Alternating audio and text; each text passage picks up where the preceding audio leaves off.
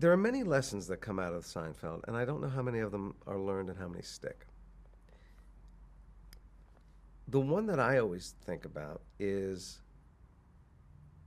the power of vision and conviction. Larry and Jerry wanted to do the show they wanted to do and the way they wanted to do it.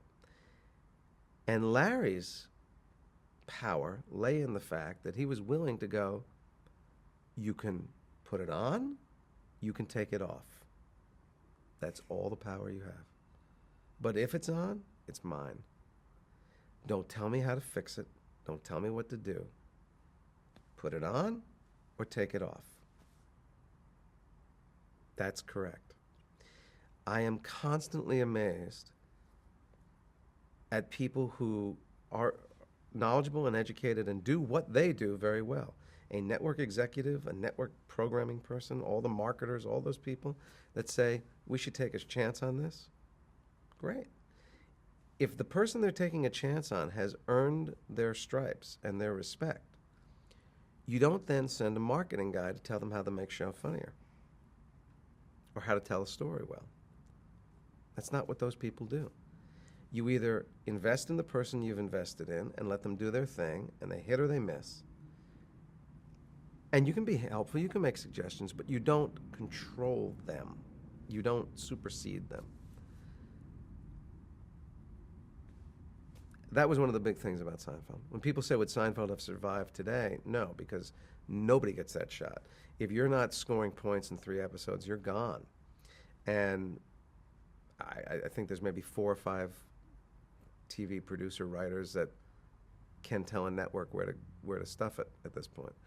And we've also seen, because of the cable niche stations, that if you allow a creative person to do what they do and you stay out of the way, you get a very good result most of the time.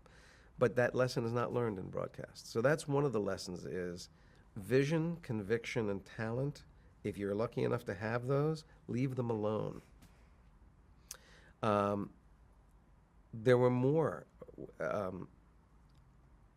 The belief on Seinfeld was funny trumps. Funny trumps story, funny trumps character, funny trumps everything. If I would ever say to Larry or Jerry, my character wouldn't do that, they would say, let's make him. Let's force him. Because it was funny. The show about nothing, to me, it was never about nothing. There were always stories. A lot of stories. In any given episode, there could be 4 storylines going on. And things would happen. But I think the impression was, if there was a funny run of dialogue that had nothing to do with the story, but it was funny, we're doing it.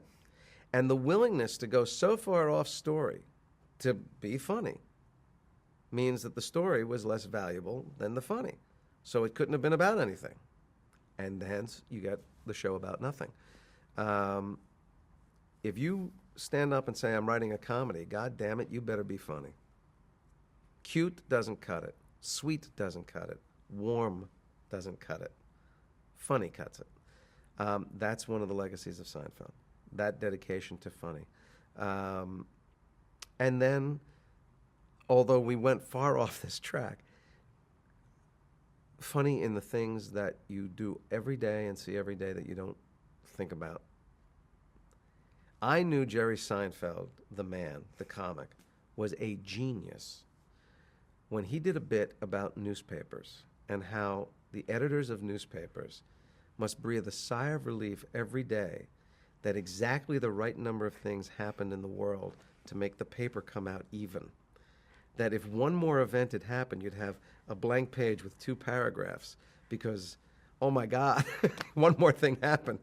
The notion of seeing a newspaper as not something that's laid out the way we know it's laid out, but that something happens, put it in, something happens, put it in, oh, one more thing happened, we need an extra page, is so funny. And we stare at newspapers all the time. We never think, how do they make it come out like that? How is it so perfect?